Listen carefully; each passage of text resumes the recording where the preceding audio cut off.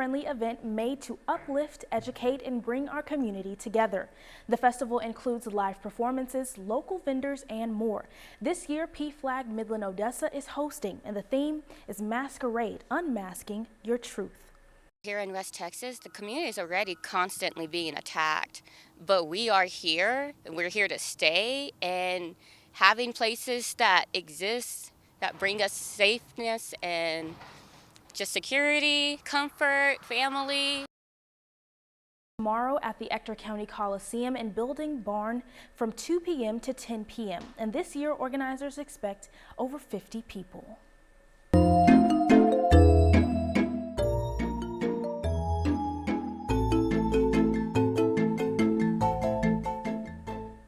Well, if you're taking your little ghosts and goblins door to door to trick-or-treat tonight, police say there are simple things you can do to make sure your child has more fun and less frights while trick-or-treating. Before you go out, remove anything on a costume that may cause your kiddo to trip. Second, you'll want to make sure you're very visible to drivers, so have some sort of reflective tape on you like glow sticks or flashlights. Also, travel in groups, use sidewalks, and be aware of your surroundings. Finally, inspect all treats carefully. And Halloween is in full swing in Odessa, kicking off the day with Odessa Fire and Police's Truck or Treat event. They say this event is all about community, not only to get together for fun costumes and fill up on candy, but to show people that first responders are community members first.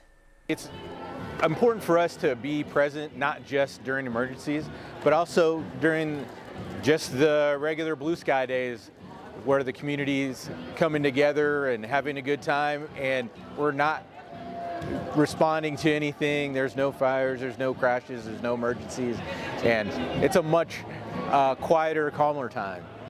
They also say this event is important for teaching parents about safety while trick-or-treating. And Dia de los Muertos, or Day of the Dead, officially kicks off tomorrow, and there'll be a big parade in Odessa to celebrate. The parade's founder, Jesse Porres, says he plans this every year to celebrate those who are no longer with us. The parade starts tomorrow at 6 p.m. and it'll begin on 17th Street in Texas and will end at 9th Street in Texas. Everyone is invited to the American Legion after, where the awards will be given to the best float winners. And now, the moment you've been waiting for, it's time for Week 10 of West Texas Game Time here in the Permian Basin. Ethan, you have the full lineup. Take it away. Sydney, we have a great Halloween show for you all. I'm going to throw in lots of puns with Halloween and horror movie references, so get ready for that as West Texas Game Time starts right now. When it comes to high school football, there's no place like West Texas and no coverage like this. Welcome to Game Time West Texas. From Midland and Odessa to Abilene and San Angelo and everything in between. If it happens on the field, you'll see it here. It's Game Time West Texas, sponsored by Midland College.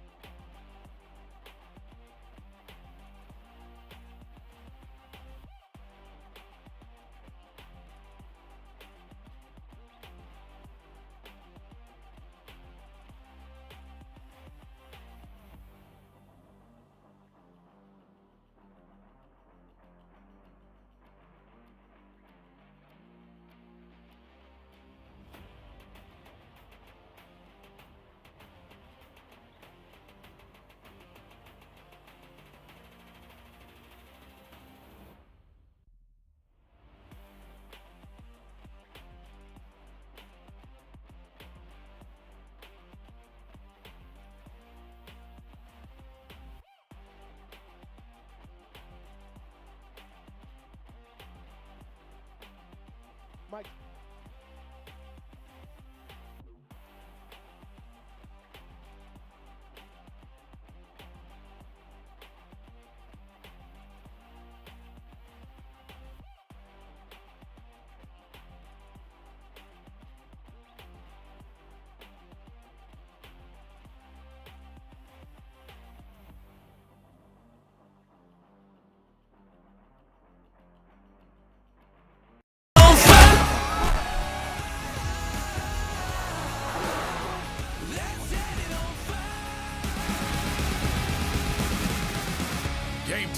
West Texas, sponsored by Midland College. Happy Halloween and early Dia de los Muertos. I had to get in the spirit of the fun as well, as I hope everyone experienced a very fun, night full of frights, candy, and lots of football. With 2 weeks left in the regular season, some teams are exiting this week like they're the final girl in a slasher movie as they fight to live another day. But for others tonight, it is just another horror show as we begin with our game of the week.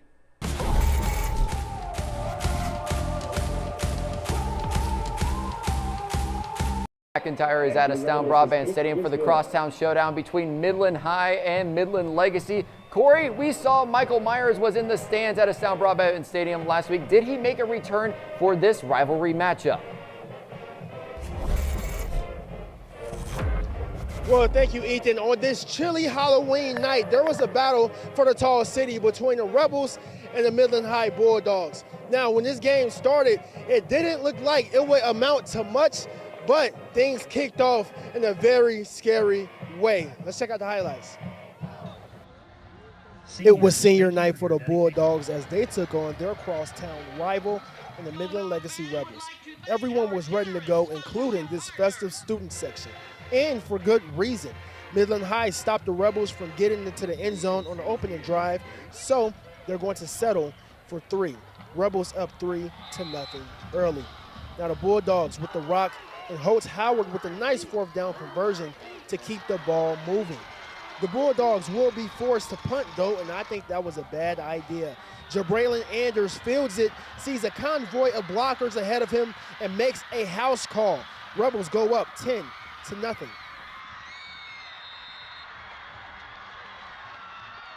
And things just get worse for the Bulldogs from here on out. The snap goes way over the head of Carson Ham on this play, and the Bulldogs get a safety. And on the kickoff return, Legacy makes them pay once again. They hit the Bulldogs with some trickery, and Nick Moore will make his way up the sideline, and look at that speed. He takes it in for 6 after beating Carson Ham to the end zone, and the Rebels lead 19-0. Bulldogs desperately need to answer, but the chaos continues. It is fumbled on the pitch, and the Rebels forced a second turnover in just the first quarter, and they keep pressing the issue. J.P. Reyes finds Cisco Rodriguez in the flat, and the Rebels are in firm control of this one with a score of 26-0.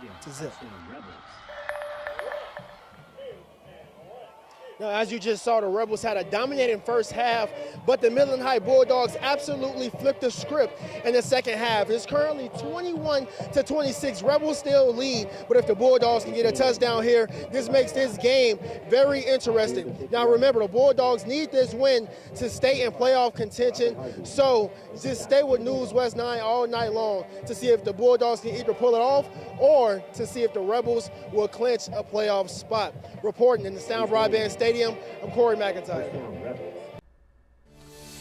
Well, thank you, Corey. Exciting stuff in Class 6. But now over to private schools. Midland Christian returned to the Tall City after a tough loss to the reigning state champs, but a win tonight would more than secure the Mustangs in the playoffs.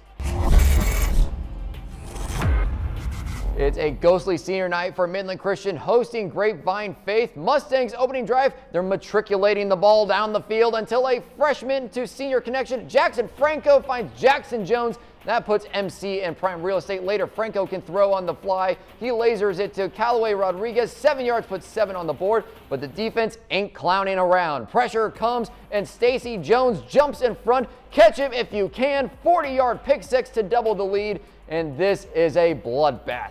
Franco whips it out to Jarrett Stockstill. The celebration says everything for this senior as Midland Christian rolls to a victory in this one, 58-30. It's a band costume party for Ira Ann at Van Horn, but for the Braves, this is child's play. Prater Schneeman escapes and heaves it downfield to Christian Boutron. That looked like the old ghost to the post from the 70s Raiders. Ira Ann grabs the lead. Next drive, Aiden Mendoza says, it's my turn. He goes untouched all the way to the red paint to double the lead. Braves continue to roll. Everyone is getting a treat tonight. Schneeman Get the outside to Caden Smith. Hello and goodbye. That's another Ira Ann touchdown. Ira Ann puts up 30 in the first period en route to a 66-point shutout. And coming up, we've got our big three games from around West Texas, but let's take a look at some scores from tonight's action.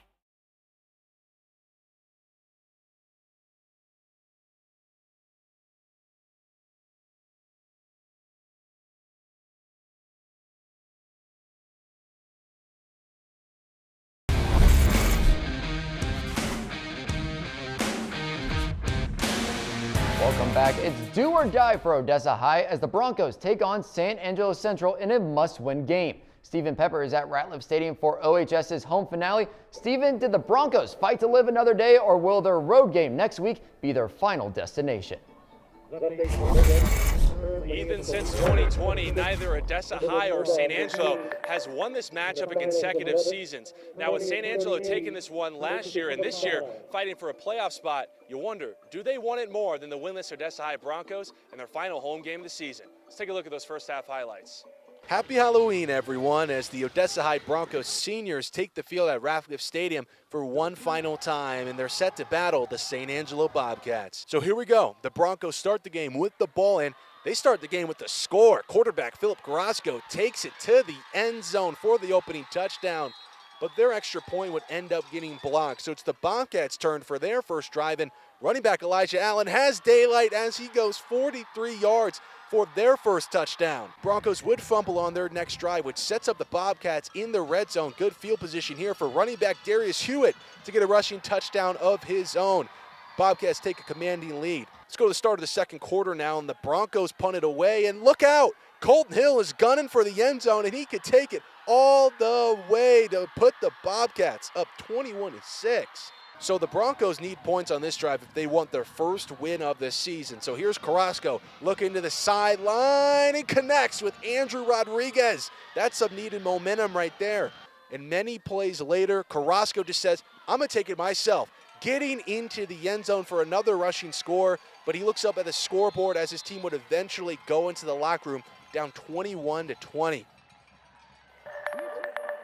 And the game is still currently going on behind me. Right now, the Bobcats have a 35-32 lead in the red zone, driving with under 2 minutes to go. So let's talk quickly about the implications of this game. If the Bobcats San Angelo do still hold on and win this game, they will strengthen their position in that fourth and final playoff spot in this district. And the Broncos down 3, if they do end up losing this game, still winless in this district, it will likely mean no postseason for them. Again, right now, Bobcats driving with the ball in the red zone, up 3, 35-32, with 1:39 to go. Reporting live in Odessa, I'm Stephen Pepper for West Texas Game Time.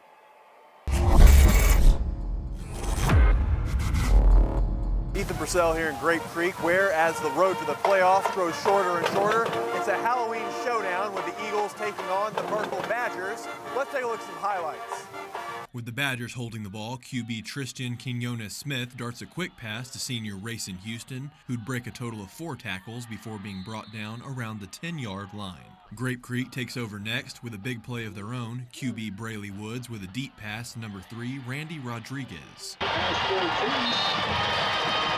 But progress would slow on the next play. After a pitch to number 11, he'd make a run up the middle for a short gain before being swamped by a pack of Badgers. And with this being a Halloween matchup, it wasn't just the mascots that dressed up. Fans on both sides of the field cheered their team on in true Halloween spirit.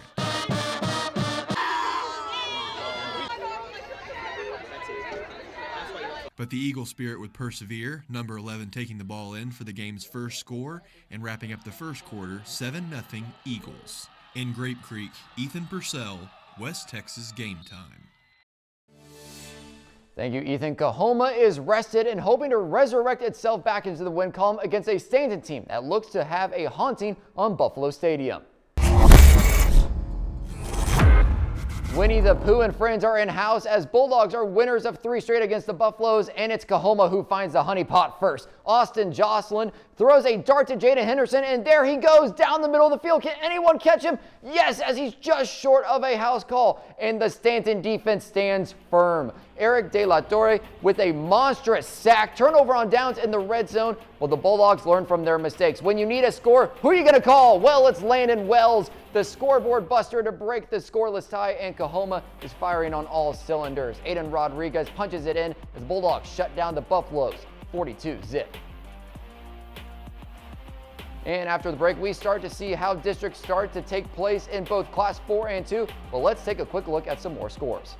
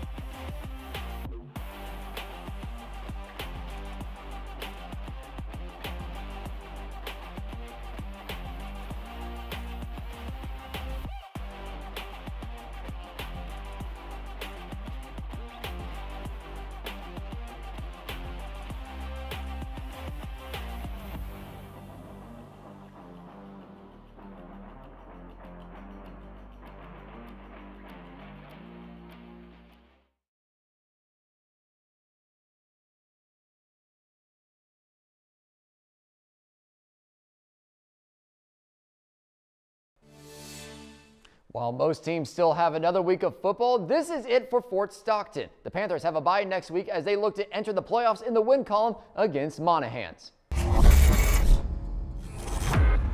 And yes, we see you, Left Shark. Fort Stockton eyes its first win over Monahans in 6 years. Panthers with possession. Nick Almandares weaves his way through the defense and stretches across the goal line. A tough 8-yard run for the touchdown. Lobos respond. Look out for the screen. Majestic Williams. There goes the road runner. He speeds down the sideline and breaks off tackles all the way to the house. Monahans jumps on top 7-6 on a 60-yard TD. Fort Stockton answers right back. Diaz hits Diego Ramos on the fly, and he slips his way in for the lead. Monahans not backing down with another long touchdown from Williams, but Fort Stockton with a 36-20 victory. There are some weird sightings happening with Sonora visiting Cristobal. Both teams trying to make a playoff push. Broncos moving the ball. Aaron Segura swings it to Jaden Wellborn. He powers for a first down, and Sonora is the first on the scoreboard. Asia Gomez barrels his way into the end zone. Broncos go for dose, and it's Armani Coronado who makes it an 8-point advantage. Second quarter, Cougars turn to answer. Ty DeBus hits Kelton Gibbs to move the chains. But here comes the Sonora defense. It is Coronado who comes up with the pick, and that is going to turn into 6 off the tip as the Broncos take care of business, 38-14. Coming up, we've got the thrillers from tonight's action as we reveal our top plays, but first, a recap of tonight's games.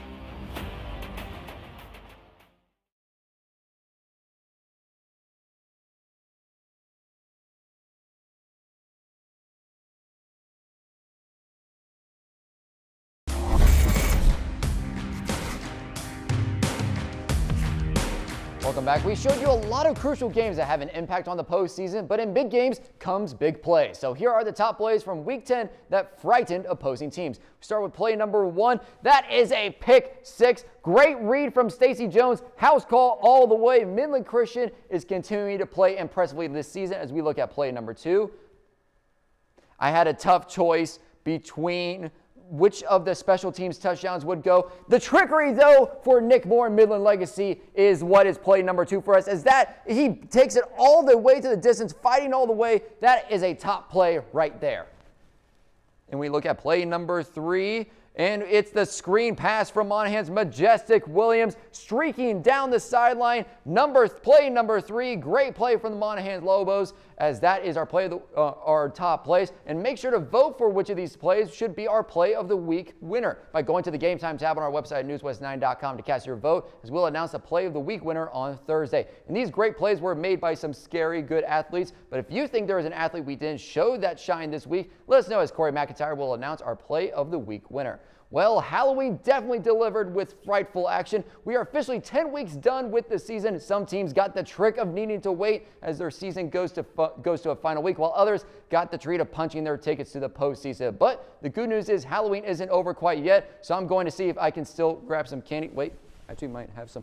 Hey, Kit Kat. That does it for Week 10. I'm Ethan Becker signing off, as we'll see you next week for the regular season finale. Happy Halloween, everybody.